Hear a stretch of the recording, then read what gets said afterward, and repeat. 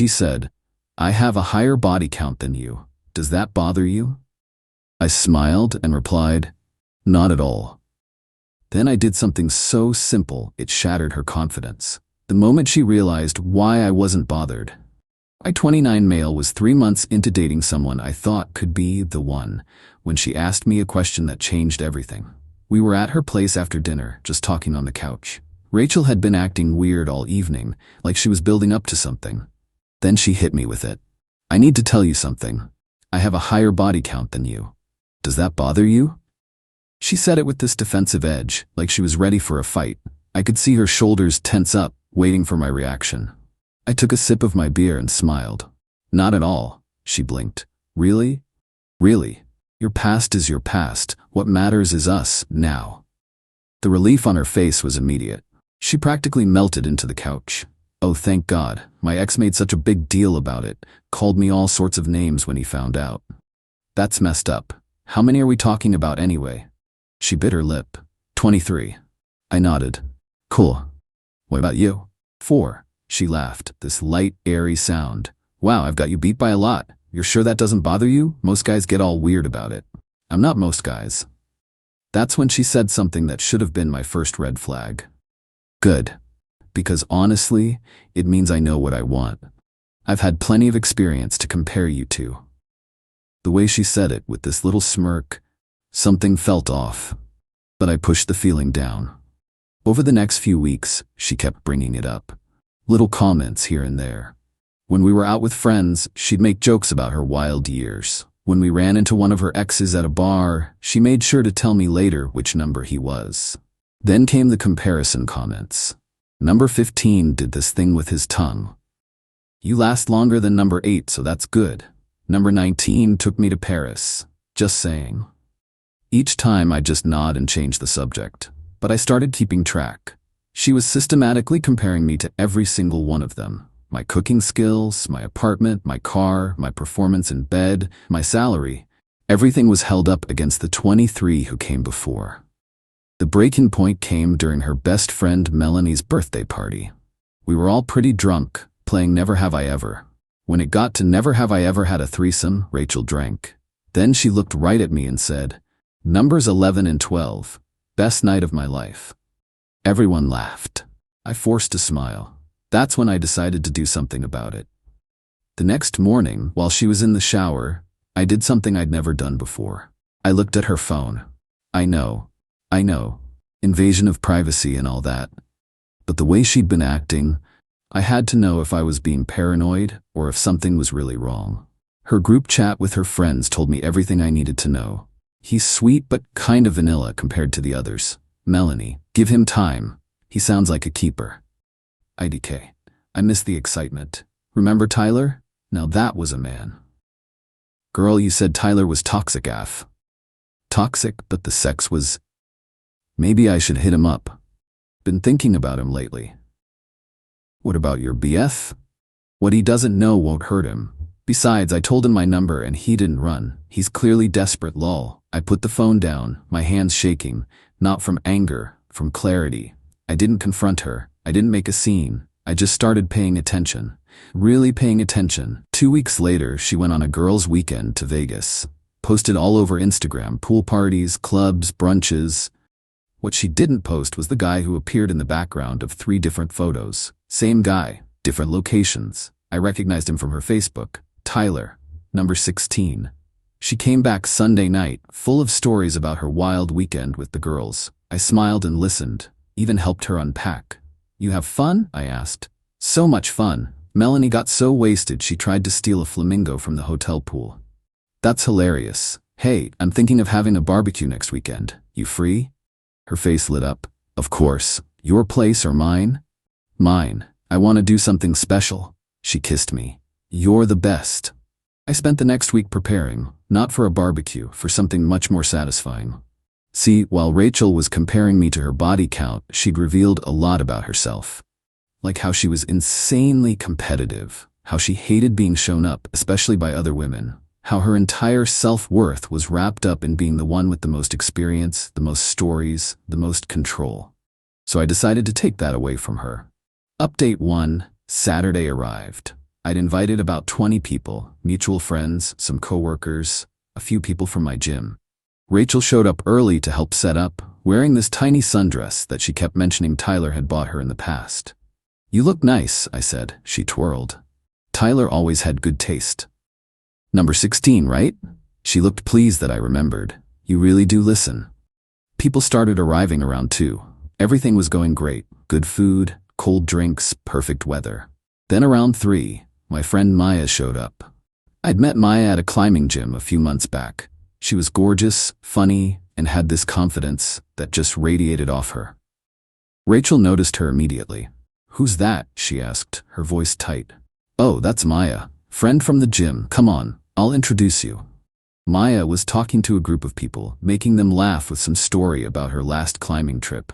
When she saw me, her face lit up. "Hey you, thanks for inviting me." She gave me a hug that lasted maybe a second longer than necessary. "Maya, this is my girlfriend Rachel." "Rachel, Maya." They shook hands, sizing each other up like fighters before a match. "So how do you two know each other?" Rachel asked. "Rock climbing," Maya said. "This one's been teaching me all his tricks. He's honestly the best climbing partner I've had in years." Rachel's smile tightened. "How nice." The rest of the afternoon, I watched Rachel watch Maya. Every time Maya laughed at someone's joke, every time she touched someone's arm while talking, every time she commanded attention just by being herself. Rachel's face got a little tighter. Then I made my move. We were all sitting around, drinks flowing, when someone suggested truth or dare. Juvenile? Sure, but perfect for what I had planned. When it got to me, I picked truth. My buddy Derek asked, "What's your body count?" I felt Rachel tense beside me. This was it. 4, I said. Then I paused. "Oh wait, actually 5. Forgot about someone." Rachel turned to me. "5? You told me 4. I shrugged. "Must have miscounted." "How do you miscount something like that?" "I don't know, it's not really something I think about much." She was about to say more when Maya spoke up. "God, I stopped counting after 30. Who keeps track of that stuff anyway?" The entire group turned to look at her. Rachel's face went pale. 30? Someone asked. Maya laughed. "At least, probably more. I went through a whole phase in college, then traveled for 2 years after. You meet a lot of people when you're backpacking through Europe and Asia." She took a sip of her beer. "But honestly, after a while, numbers don't mean anything. It's about quality, not quantity." "Preach," another friend said. "I'd rather have 4 memorable experiences than 40 forgettable ones." The conversation moved on, but Rachel was silent.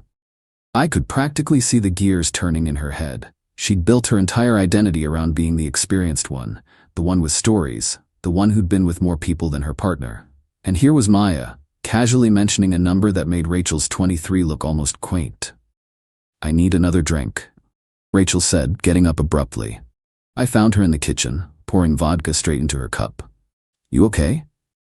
"Fine," she snapped. Then softer.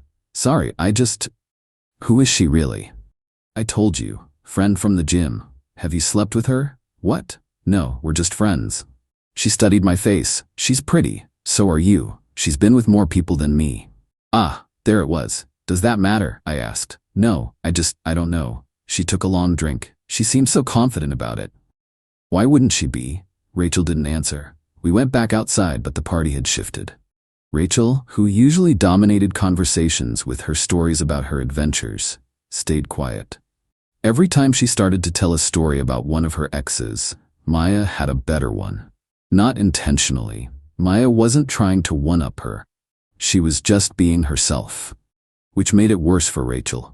When Maya told a story about skinny dipping in Thailand with a group of locals she'd just met, Rachel tried to counter with her threesome story. But it fell flat. Maya's stories were about adventure and experience. Rachel's were starting to sound like bragging. "I should go," Rachel said around 8, even though the party was still going strong. "Already, but we're about to start the bonfire." "I have a headache." I walked her to her car. She was quiet, keys jangling in her hand. "That was fun," I lied. She looked at me for a long moment. "Do you think I'm boring?" "What? No? Why would you ask that?" "It's just, never mind, I'll text you later." She drove off without kissing me goodbye. Update 2. Rachel didn't text me later, or the next day. When I reached out Sunday evening, her responses were short. "Hey, you feeling better?" Yeah, wanna grab dinner this week? Maybe. I'll let you know Monday at work. I got a text that made me laugh out loud. So are you into her? Don't play dumb. We're just friends. Sure. She's been with a lot of people. So, you've been with a lot too. I told you that doesn't bother me. She didn't respond for hours. Then, Rachel, we need to talk. We met at a coffee shop Tuesday after work. She looked like she hadn't slept well.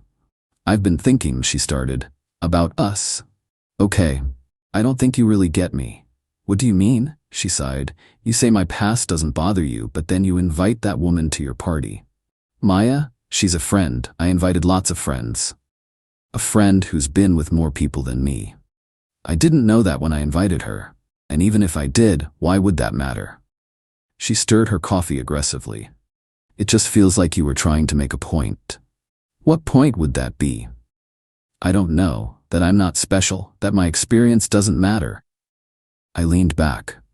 Rachel, you're the one who keeps bringing up your body count. You're the one who keeps comparing me to everyone you've been with. I've never once made you feel bad about your past. You made me feel bad Saturday. How? By having a friend who happens to have slept with more people than you? That's not about you. She was quiet for a moment. Then, I saw the way you looked at her. I look at all my friends when they're talking.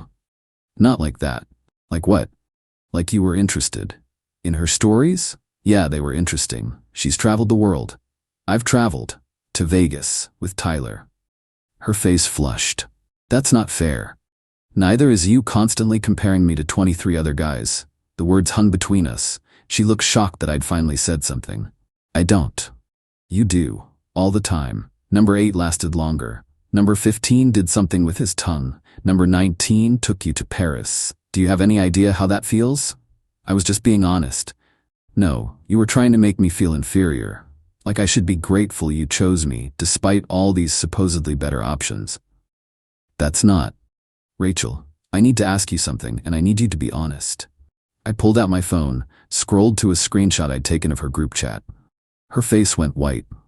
Were you with Tyler in Vegas? She stared at the screen. The photo was from Melanie's Instagram story. Rachel and Tyler at what was clearly a hotel bar, his arm around her waist. You went through my phone? Answer the question. We just ran into each other? At multiple locations? Over multiple days? She was silent. Were you with him? I asked again. We just hung out as friends. In his hotel room? Her silence was all the answer I needed. We're done, I said, standing up. Wait. Nothing happened. We just talked. About what? How I'm vanilla compared to him? How you miss the excitement? Her mouth opened and closed like a fish. Yeah, I saw that too. Desperate, am I? I didn't mean, yes, you did. You meant every word. You know what the funny thing is? Your body count never bothered me. What bothered me was how you weaponized it, how you used it to try to make me feel small. Well, congratulations. You don't have to settle for desperate vanilla me anymore. I started to leave. She grabbed my arm. Please. I'm sorry. I fucked up. I didn't sleep with him, I swear. I don't care if you did or not. I'm done being compared to your catalog of exes. Find someone else to feel superior to. Final update. It's been 2 months since I walked out of that coffee shop. Want to know the beautiful irony of it all? Rachel's been texting me. A lot. Started about 2 weeks after our breakup. First, it was angry texts about how I'd manipulated her at the barbecue. Then came the sad texts about how she missed me. Then the really interesting ones started. Can we talk? I've been thinking about what you said. I realize now how shitty I was being. You were the best thing that happened to me. Please just give me another chance. I didn't respond to any of them. But then Melanie, her best friend, reached out. Hey, I know this is weird, but can we talk about Rachel? Curiosity got the better of me. We met for coffee. She's a mess, Melanie said without preamble, like a complete disaster. That's not my problem anymore. I know, I'm not here to try to get you back together. I wanted to apologize. I saw the group chat. I know you know what we were saying. I waited. She's been spiraling since you broke up. She immediately went back to Tyler. He pumped and dumped her in like a week. Then she tried to go through her whole list, hitting up every ex she could find. Most of them are in relationships now. The ones who aren't, well, they remember why they broke up with her in the first place. Again, not my problem. The thing is, Melanie continued, she keeps comparing everyone to you now. It's like, ironic? She spent your entire relationship comparing you to them, and now she's comparing them to you. And they're all coming up short. I couldn't help but laugh. She told me what you did. With Maya at the barbecue. I didn't do anything. I invited a friend to a party. Melanie smiled. Sure, but you knew exactly what would happen when confident, well-traveled Maya mentioned her number. Rachel's whole identity was built on being the experienced one. You took that away from her without saying a word. She took it away from herself. I just introduced her to someone who didn't treat their sexual history like a trophy collection. She gets that now. She's been going to therapy. Good for her. She asks about you, a lot. Wanted me to feel you out, see if you'd consider trying again. Not a chance. I told her that, but she's convinced you're her one that got away now. It's honestly kind of sad. She had a good guy who didn't judge her for her past, and she fucked it up by constantly rubbing that past in your face. We finished our coffee and went our separate ways. But Melanie had confirmed what I'd suspected from the texts. Rachel was experiencing what I'd felt during our relationship, being compared and found wanting. Except she was doing it to herself. The real kicker came last week. I was at the climbing gym with Maya. Yes, we're still friends. No, we've never hooked up. When Rachel walked in, she froze when she saw us. I didn't know you climbed, I said, being polite. I just started trying new things. She looked between me and Maya, then quickly away. I should go. You don't have to leave, Maya said kindly. Gym's big enough for everyone. But Rachel was already backing toward the door. No, I forgot something. She practically ran out. Was that the ex? Maya asked. Yeah, the one who was weird about body counts? That's the one. Maya shook her head. I'll never understand people who turn their sexual history into a competition. Like, congrats? You've had sex? So have billions of other people? And that really summed it up perfectly. Rachel had turned something that didn't matter into her entire personality. She'd used it as a weapon, a way to feel superior, a tool for manipulation. And when faced with someone who had more but didn't care about it, her whole worldview collapsed. The number never bothered me. 4, 23, 50, who cares? What bothered me was the constant comparisons, the need to make me feel like I was competing with ghosts, the subtle message that I should be grateful she chose me despite having better options. She played a stupid game and won a stupid prize. She wanted me to feel insecure about her experience, to feel like I needed to work harder to measure up to her past lovers. Instead, she ended up being the insecure one, realizing too late that numbers don't mean anything if you don't have someone who actually values you for you. Last I heard from Melanie, Rachel's still single, still trying to figure out why she can't seem to make relationships work anymore. Me? I'm doing great. Still hitting the climbing gym with Maya and others. Dating casually, nothing serious yet. But when I do find someone, you can bet I won't give a damn about their number. And I sure as hell won't let them weaponize it against me. Funny how the person who was so proud of their high body count ended up being the one who couldn't handle it when someone else's was higher. But I guess that's what happens when you base your entire self-worth on how many people you've slept with. The moment she realized why I wasn't bothered by her number, it wasn't because I was desperate like she thought. It was because I genuinely didn't care. And that indifference to something she'd built her whole identity around, that shattered her more than any argument ever could.